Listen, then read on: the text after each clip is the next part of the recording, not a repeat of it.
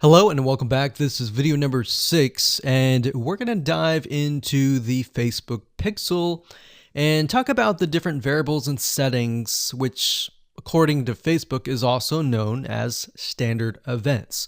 Basically all that means is that you're going to have a different code or different keyword for different scenarios.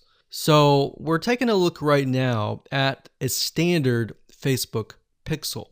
Now I've blurred out or put X's in the area of my Facebook Pixel ID. So you know that this is going to be your Facebook Pixel ID.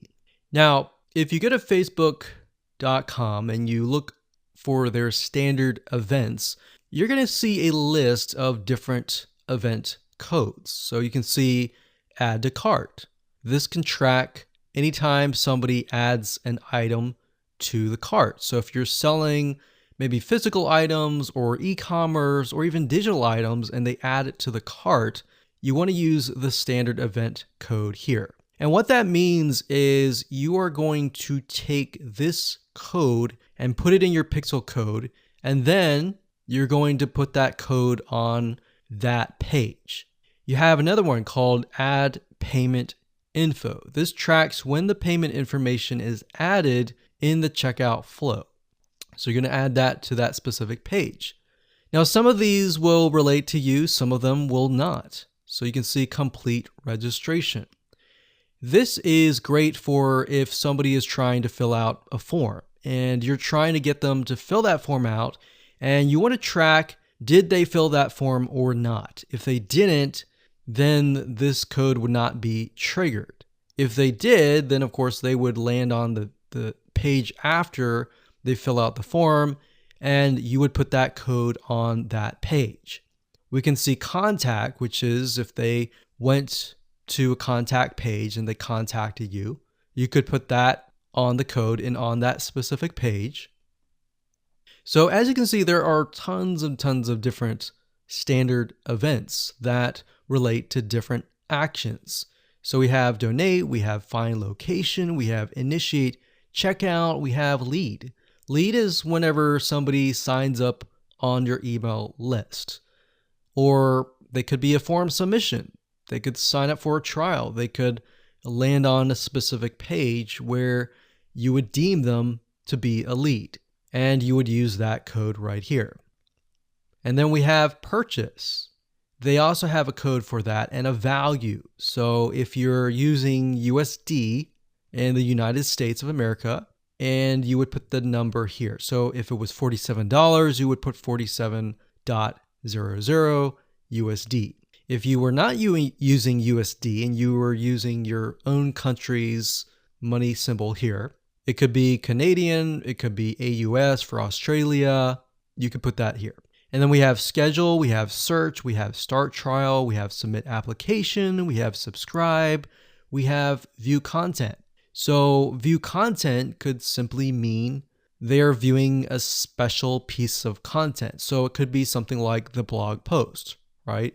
So we could send them to the blog post. You would make sure that the Pixel code has this specific code in it.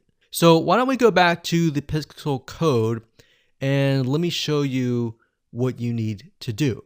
So let's say, for example, view content. So you're going to highlight this, click copy, and then you're going to go back to the Pixel code here.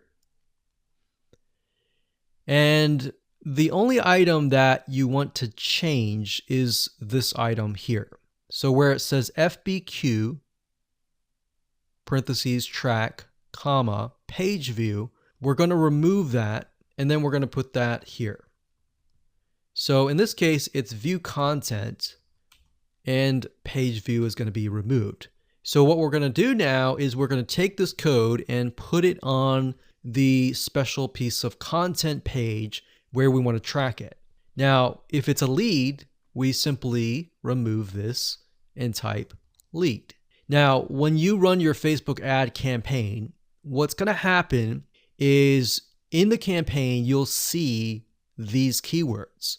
So you can also put your own keyword as well. And it's going to tell you the keywords, how many people visited it, and all that. And you yourself will know, okay, so this many people out of 100 people came, 10 people, 10% became a lead. So you'll see leads 10. And that will give you an idea of what is actually converting. So let's do something else. Let's go back up here and let's do purchase. So we're going to copy this. We're going to go back here.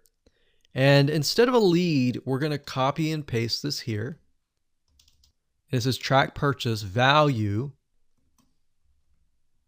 Let's say it's $47, and that's all you need to do. And you're going to need to take this piece of code and put it on the page that they see after they purchase. So whatever page that they are sent to or redirected to immediately, you need to put that piece of code on that page. Now, let's say, for example, that we have a funnel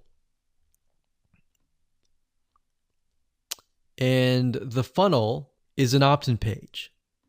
So in that case, the opt-in page is going to have a pixel code, and the track will be something like this.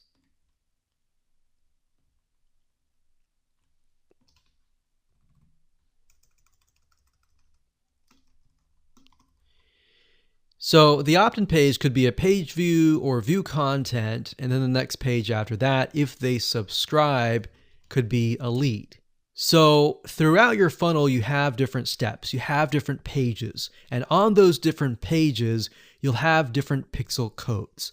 Now, while that might seem a little bit complex right now, it really isn't. It's a matter of just changing the keyword and putting the code on the right page. And then, of course, using the Facebook Pixel Helper Google Chrome extension to go back to the page, make sure that pixel is on the page, and it'll tell you if the pixel is on the page and specifically what it is.